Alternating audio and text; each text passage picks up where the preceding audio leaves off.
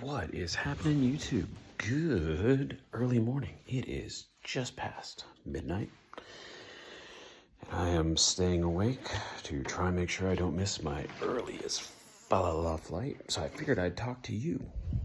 Aren't you so blessed? Bless your hearts. So I wanted to come at you today to talk to you about some of the things that have been going on in Europe and why I think that they are doing a pretty good job in some areas that maybe we could take and implement in the United States. Now, I am certainly an American first, and I think that we have the best system that we've got I've never seen so far in the world. But do I always think there's room for improvement? 100%. So here's 5. All right, so the very first thing I want to talk about, they have a very good public transportation system. If you've ever driven in Europe, it's a nightmare.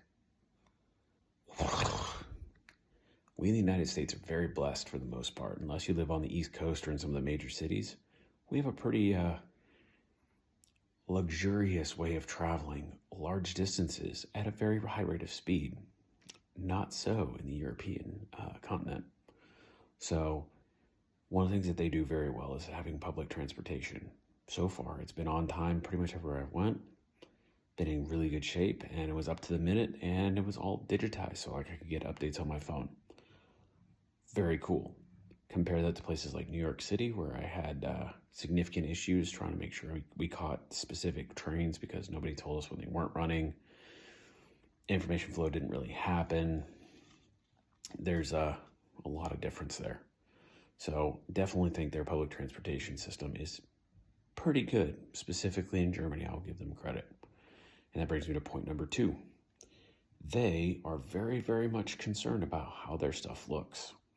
And I mean that in the terms of their places are clean. We're talking cities of 500,000, million people, million plus people, where it's relatively clean for that many number of bodies in the same living area. So when you start talking about 500,000 people and I'm not seeing any trash, I mean 0 trash on the subway systems, I mean, they have a level of pride now that I think just far exceeds what I have seen in the United States, both traveling through major cities like New York City, LA, Chicago, Atlanta, Denver, big cities, right?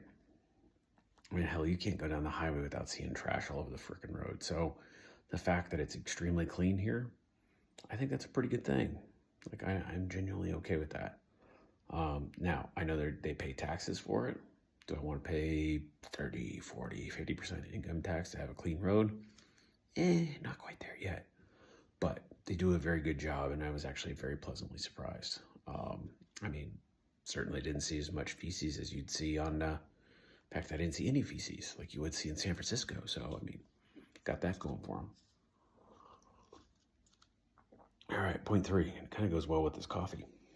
The food here. I have not had any type of gastrointestinal issues at all since being in the good old European Union.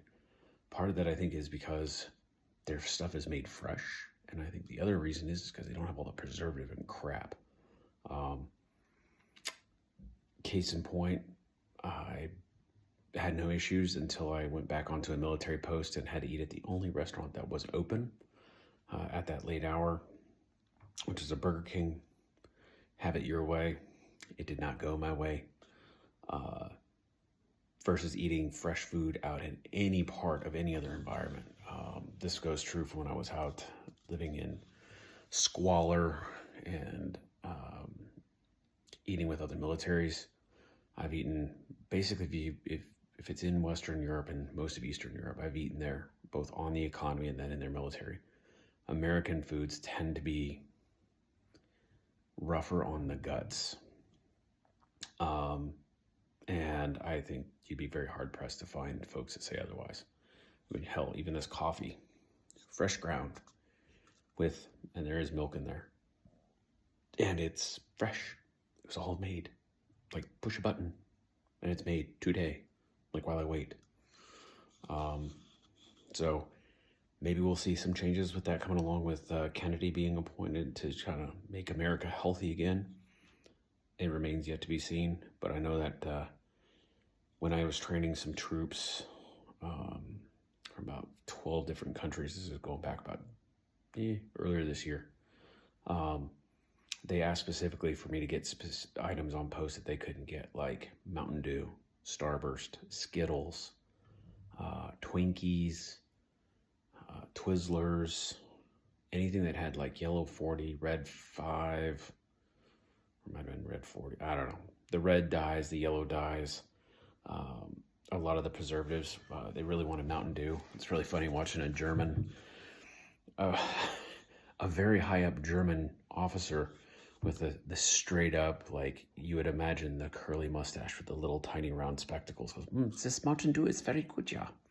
I can see if I say drink this. But yeah, all of them complained about gastrointestinal issues afterwards. Same thing. It's funny because there'll be a Dunkin' Donuts on post on a military installation, has a crap ton of sugar, all sorts of goofy shit in it. Go to the same one off post. Nope, about half of it. Kind of shocking. So who knows? We'll see. All right. So we've had good public transportation, very clean, good food that's healthy. Number 4, the people. So far, as long as you're not an ass, and Americans have a tendency to think that they rule the world, if you're in their country on their home turf and you at least try to speak their language, they may look at you like you're damaged, but they at least appreciate it enough that you gave a damn and tried. Nothing's more insulting, at least it would be for me. It's like, how do we feel if we go into, I don't know, name your place, Walmart, something like that, if the cashier was speaking to you in a foreign language, or if you're at your work, somebody was demanding you to speak their language. If we tone down the arrogance, have a little bit of humility, some of these folks out here have been phenomenally helpful, to the point where they're calling friends and relatives for me because I had a question about this one thing, and they're like, well, I don't sell that here, but my cousin's sister's brother does at a different store, or might. Let me call them and get right back to you. Like, while you're sitting in store. Just good people. Going along with that would be my point number 5. I have not felt unsafe here.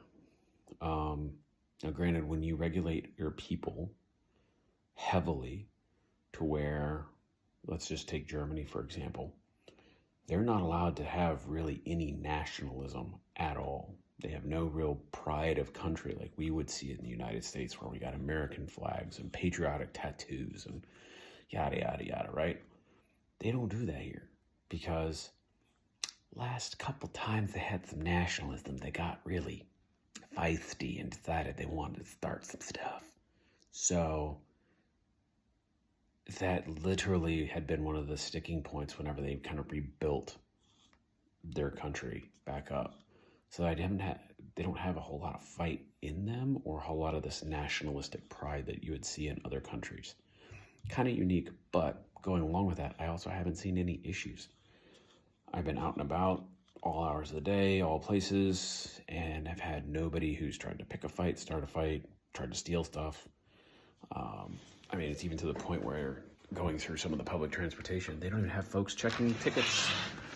They just assume you're going to do the right thing. Now, theoretically, they have folks that will come through like kind of secret agent style, and then all of a sudden it's, gotcha, ticket agent. But for the most part, they just are like, meh, easy come, easy go. So part of the reason why I guess maybe I haven't felt as ill at ease as I have maybe in other states is because, well, I'm around some pretty serious pipe hitters. So bad dudes who do bad things to bad people that are like on the higher end of on the badass scale. Other reasons is just like there's not a whole lot of that fight out there right now. Maybe it's just the areas I've been in, but I've been traveling around quite a bit and haven't seen it, so that's pretty nice. I would not go to Atlanta without a gun. I would not go to Charlotte. I would not go to anywhere really without some type of weapon on me at all times. And this is one of the few places where I felt like I didn't have to have something and I wasn't constantly, checking my left and right. Now, granted, as I said, the guys I was with, we all kind of do the same thing where we can't turn it off. However, I wasn't necessarily picking up any bad vibes. It's hard to describe if you haven't been in, but I didn't get that spidey sense of like, hey, I'm in a bad area. Maybe it's just we didn't go to bad areas, but it does definitely seem to be different. Now, part of that I'm sure comes from you're not going to have as many guns if you regulate the hell out of guns. You're not going to have as many knives if you regulate the hell out of having knives. Like no shit. We were advised if you have kitchen knives, don't bring them off the military installation for any reason because they're illegal. Yeah. So, alternative measures, walking sticks, solid oak walking sticks, typically not checked by TSA, typically not regulated elsewhere around the world, just for instance. But didn't really feel like we needed them. Everybody was relatively polite, looked out for one another. It was kind of interesting. Like, I even saw, I tell you what really got my gears. I saw a guy who's probably 15, kind of like punkish kind of look to him. Gal comes in carrying a cake of some sort onto one of the trains. This kid, again, looks like one of those ones you'd be like a ne'er-do-well, offered his seat up to her. I haven't seen that shit in the States in years. Hell, in the States, you might get yelled at. I was like, I'm not strong enough as a woman to do this. It was very interesting to see. And it was kind of like no big deal. All of his mates knew that that's what he was doing. So, very interesting. So anyway, those are my top 5 things I've pulled from Europe so far. I'll be updating more as I travel throughout and have some other few fun and spicy little tidbits. If you found this interesting, please like, comment, subscribe. It does help the channel grow. As I said, I'm trying to get the information out there, and I want to bring a broad spectrum of things that I notice firsthand, because firsthand information is always better than the garbage you see that's been told 17 times down the line. Anyway, stay safe out here.